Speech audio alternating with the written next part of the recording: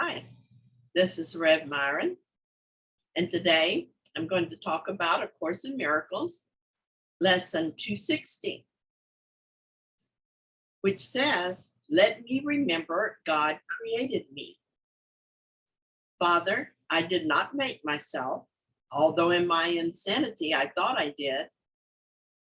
Yet, as your thought, I have not left my source, remaining part of who created me. Your Son, my Father, calls on you today. Let me remember you created me. Let me remember my identity, and let my sinlessness arise again before Christ's vision, through which I would look upon my brothers and myself today. Now is our source remembered, and therein we find our true identity at last. Holy indeed are we, because our source can know no sin, and he who are his sons are like each other and alike to him." So of course I didn't create myself. Of course God created me. That's self-evident, right? I mean, everyone knows that. And yet, do I really believe it? First of all, would God have created me as a body that is flawed and fragile and vulnerable? Would he have created me as something that would die? God is life. Life cannot create death. So this thing I thought I was, this body, this human being, must have come from somewhere else, since clearly it didn't come from God. Every problem I seem to have is a result of not believing that I am as God created me. Even thinking on the level of the world, we think we were created by others and that we help form what we are. Have you ever told someone that you were surprised, maybe even shocked, to hear yourself say or do something your parents did? I remember the first time I did that. I was wondering how it is I turned into my mom, especially since I said I would never do that.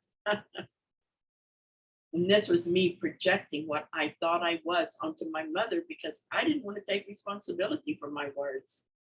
More significantly, it was me saying that I am not what God created, but some combination of influences and decisions I made.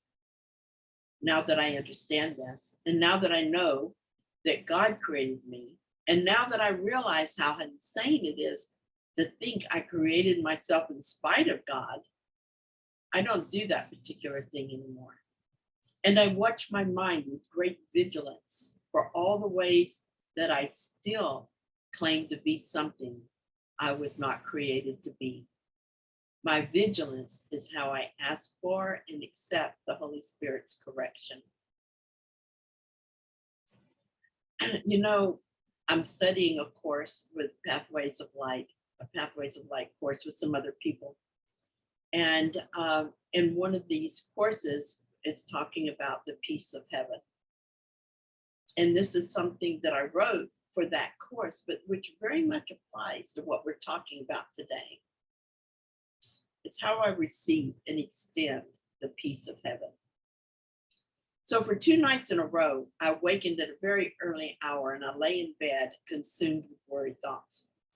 The first night it happened, I've talked about this in the previous lesson, I couldn't seem to stop them in my usual way, so I got up and started my day really, really early. I started with a daily lesson as usual, and it was, let me remember that God is my goal. As I wrote about it, the last of the effects of those thoughts faded away. This morning, it was just too early to get up. So I got up long enough to shake off the sleep so that I could think. I reminded myself of the truth and came out of the ego fugue. You know, I wanted to be sure I was using the word fugue correctly, so I looked it up. The definition given was a state or period of loss of awareness of one's identity. Well, that's absolutely right. Getting overcome by worry is a loss of my identity as God's son. and with the effect of forgetting that God is my creator. By the time I was myself again, I was wide awake. So I listened to a meditation followed by a Course in Miracles, and I slept very well. I awoke refreshed and aware of my identity. This decision to not believe the ego thoughts, even as they kept trying to drag me down, was a decision to receive the peace of heaven. And in receiving peace, I was giving peace throughout the one mind. Additionally, since I did what it took to clear my mind, I woke up peaceful. And so I will give peace to those I spend time with today. Most importantly, I rejected the idea I had made something of myself that is not part of God. I am more certain than before that God is my creator. So thank you for being here today, and I will talk to you tomorrow.